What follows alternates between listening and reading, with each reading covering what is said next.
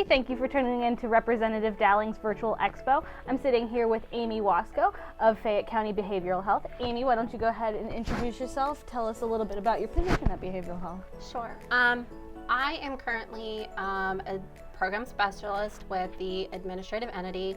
I work pretty much specifically with the intellectual disability system, and with those that have autism. I do some work very recently. I've been kind of dipping into the world of early intervention. So I am here to kind of talk a little bit about, intellectual disability system services, eligibility, things like that, as well as maybe some information about how to get an evaluation for early intervention services. Okay. So I know you specialize in intellectual disabilities, and we'll definitely get to talking about that, but could you give us a little bit of information about behavioral health as a whole, what kind of services they offer and everything? Sure. We're kind of like an umbrella agency. We have a lot of different resources under our roof. People can reach out about, like I said, early intervention if they're interested in receiving those types of services for their infants and toddlers. If they have a child or even an adult family member that they feel may benefit from intellectual disability services or autism services, that's something that they can reach out to our agency about. Also, we do have a mental health department, so if someone's interested in accessing mental health-based services, whether that be something like supported living, case management, they want to access different mental health based services that are out in the community, they can always call to see if they're eligible to get those referrals and those hookups there. We also house the Health Choices. It's a managed care organization for behavioral health services within our county. So there's a lot of different things that go on within our agency specifically. For sure. But like I said, I have spent the bulk of my time with our agency working with those with intellectual disability or autism. So why don't you tell us a little bit about that? Sure. In-house, we have two different departments. We have what's called the administrative entity, which is the unit that I work for. Basically, we are like a contracted arm of the state through the Office of Developmental Programs. Our role is to help interact with individuals in the community and their families. If that person has ever been diagnosed with an intellectual disability, has been diagnosed with autism, or maybe they haven't been diagnosed yet, but they think they might be someone that would possibly be functioning in those areas that may need some extra support. They can call our office. Usually there's always somebody different that they can talk to within our unit. They can talk to me. We have another intake worker. Her name is Christine Collier. That basically takes on the day-to-day tasks of going through that eligibility process. Anybody can reach out. It can be an individual themselves that say, hey, I think I might need some extra help, maybe a family member, a parent. It can even be a neighbor, or teachers call sometimes for the kids in their class that think that maybe case management is something that would be helpful to them. They reach out, we get some basic demographic information, talk a little bit about what areas they probably need some support, and then we give them some detailed information on what the state of Pennsylvania looks for to determine if someone is eligible or not.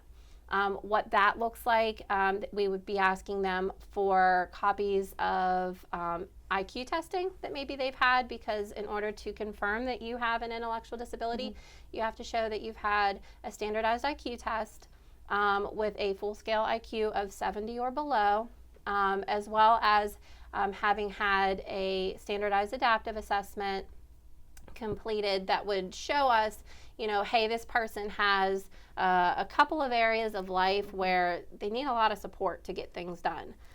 In order to get case management, there has to be at least two areas of life functioning where they're kind of really struggling, okay?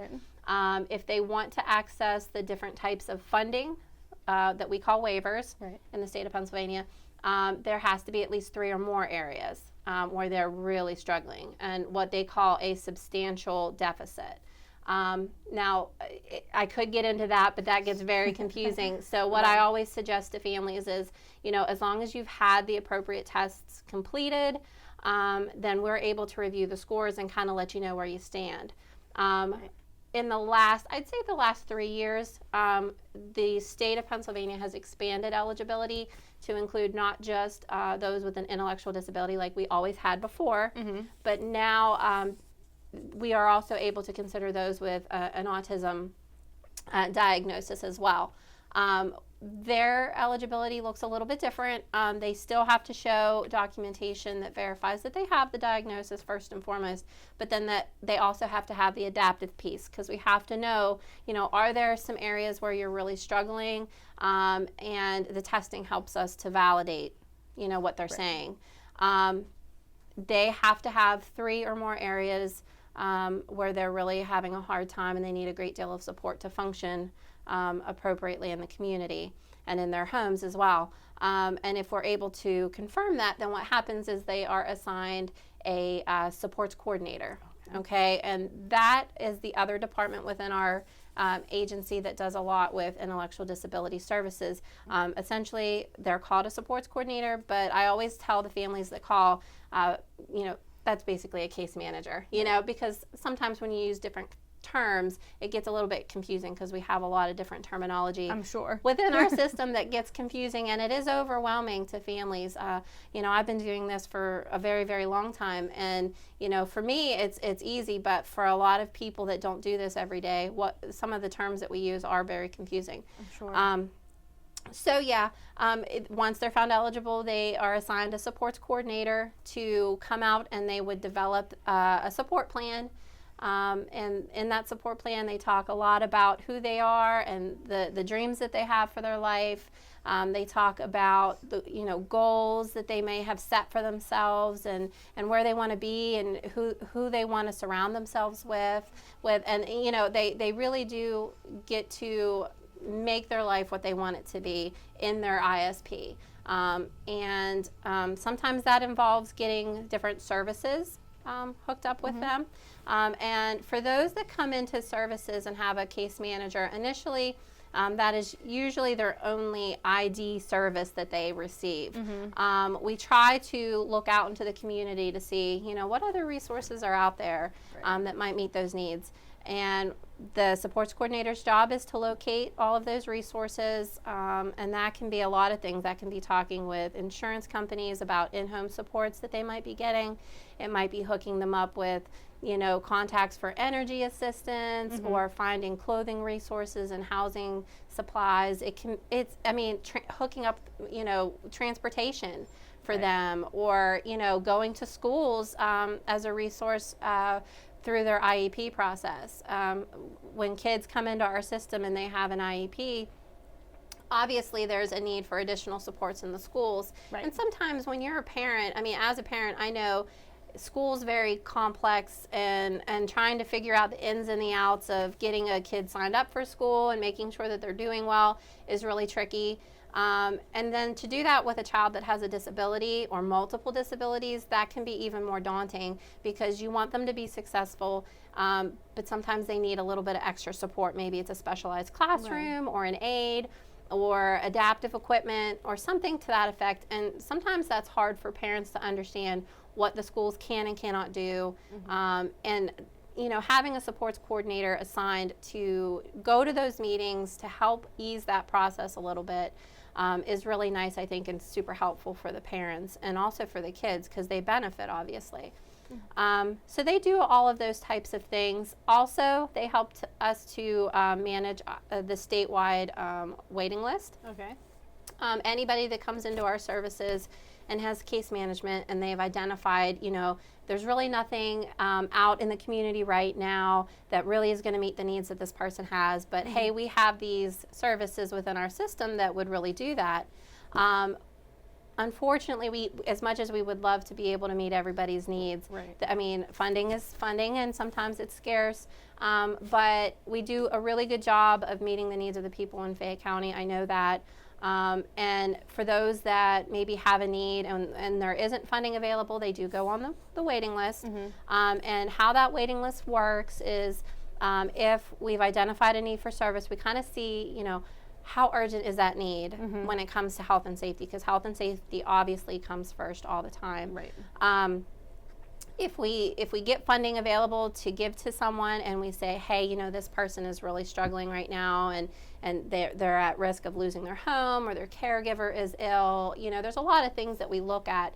And then essentially the person with the most urgent need would be able to access that funding. Right. So that's kind of how that goes, and that's what services look like from referral to the time that services and case management are assigned. Yeah. Okay. Sure. As far as other things that we do, I'm involved personally with our local developmental disabilities self-advocacy group. Okay. That's something that has started just a couple of years ago. I'd say about 2.5, 3 years that we started that. Basically, it's made up of people from Fayette County that either receive services through our agency for intellectual disability or autism, or their family members. We've had family members come. It's really open to anybody that is surrounded by or involved with someone with disabilities. Right. The purpose of the group is to not only bring people together to socialize, but also to provide an opportunity for them to learn important skills, advocacy skills, their rights, their responsibilities, being an adult in this day and age, and being able to navigate the different agencies and understand, what can they do if they need help? Who can they go to? What is the appropriate questions to ask, and help them realize that what they want and what they need is important, and that they need to focus on speaking up for themselves, and also to help sometimes to speak for other people, because not all of our individuals are verbal. Some of our individuals are nonverbal, and so I know that that is always a tricky thing. If someone has difficulty communicating, finding a way for them to share, what they want or what they need. So that group had typically, prior to COVID, been meeting once every other month at our agency. We've had a couple of meetings off-site to try to accommodate and get more people, willing to come in, because we do meet in the evenings, and sometimes, with work schedules and all of that fun stuff, it is tricky to get all the way into town. Transportation, of course, is always a beast. For sure. So we have that group. We've done a lot of fun things. We've done a lot of educational things. We had some speakers come in from Fayette County Community Action. They're wonderful. They've come to our meetings a few times to focus and talk a little bit about, we had some folks that wanted to learn about budgeting and how best to manage their finances. So they had some representatives come out and talk a little bit and do some fun activities with our folks there. We've done a lot on healthy eating and exercise and maintaining a healthy lifestyle. We've had some really cool people come out and do those types of activities too, as well, from Community Action through their different programs. We've had some fun things. We've had Christmas parties where we've had a DJ and dancing and Santa and all kinds of fun things. We've done bingo. We do whatever the individuals want, because really it's their group. We are there to help facilitate. They are there to guide us on what they need or want from the group. It's free of charge. Anybody that wants to come can come out. We welcome ideas. We're always looking for ideas on where to take this, and even so now with COVID being so much of an issue, where the face-to-face meetings can't really always occur, we are trying to look at Zoom as a platform, and some other ways to get people back and involved and engaged, because we miss them. We haven't seen them in a little while. It's been, it goes fast, but it's been since March, and even before that with the weather and things like that, sometimes it's hard to make sure that things continue moving the way that they should. So we're excited about trying to get something together here before the end of the year, so we can see all of our folks again. So we do those types of things. I'm trying to think of some other things that we do. We do participate often in different information fairs, health fairs, local health fairs, and things like that. I know we've had representatives that go to the different schools. I know we have a presence in the schools at different times. over at the mall, I know that we have had some fairs over there that we've done. I've participated in places. There was a fair kind of out of the county, but I've gone to different fairs to speak on our advocacy group as well as our services in case anyone's interested. Well, awesome. Was there anything you wanted to touch on with early intervention? With early intervention, I think it's really important just to share that anybody can make a referral. If you are a parent of a child that is, an infant or a toddler that is interested in potentially seeing maybe if your child would be eligible, it just takes a phone call to our agency. We have a lot of people that can take the calls. We don't like to let those early intervention calls go unanswered, right? Because these kids are growing and changing so quickly that you want to make sure that you address a concern if there is one when it comes in. So we get the calls, and a service coordinator, again a different term but still case management, a service coordinator is assigned. They reach out to the families to get as much information about what's going on with the kid as they can, talk a lot about what services are available in Pennsylvania, and then with the parents' permission schedule what's called a multidisciplinary evaluation. Basically the purpose of that evaluation is just to say, okay, does this child meet eligibility criteria, and what is that? That's at least a 25% delay in one of the areas of development, okay? And if they meet that, then they would have that service coordinator to work with them to make the appropriate referrals and get services initiated. If they're not eligible, there is a process called tracking that our agency does do. They are able to follow these kids until maybe they might not yet be eligible, but maybe they will be further down the road. Oftentimes the kids that are tracked in their tracking system and kind of kept tabs on are the kids that maybe spent some time when they were born in the NICU, maybe a low birth weight, maybe there was a child that was born maybe with some signs of maybe substance use, or it can even just be, the parent says, hey, I know my child was not eligible based on the testing, but I would really like you guys to keep tabs because I just don't feel right. I want to make sure everything's okay.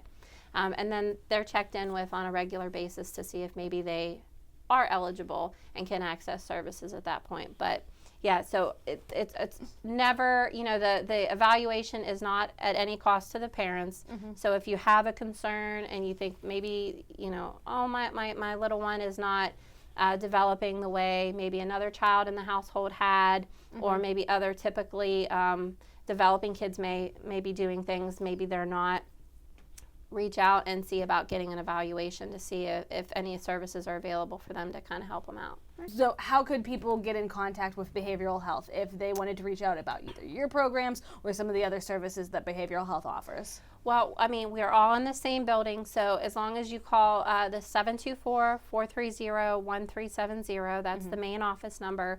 Right now, because we are in and out of the office due to COVID, we do have a directory. So if you know who you're calling, like I said, for intellectual disability referrals, you can ask for myself, Amy Wasco, or Christine Collier, who does those intakes as well. You can search by name. If there is a way to reach the receptionist and you get a hold of a receptionist, you can ask for anybody in the ID unit. If you want an early intervention referral, you can always call and say, hey, put me in contact with someone that can take my referral. If you have questions about services and you're not quite sure, because sometimes people don't know what they're looking for, give as much information as you can to the receptionist so that they can best route your call to the appropriate unit. And that's really the best way to get a hold of everybody. I know that we're all pretty responsive to getting back to people, and if you call me and it's not me that you need, I will get you to who you need to. And I know that my other coworkers would do the same as well. So awesome. Well, thank you so much for coming in today, Amy. I'm glad we got to learn a little bit about that. Absolutely. Thanks.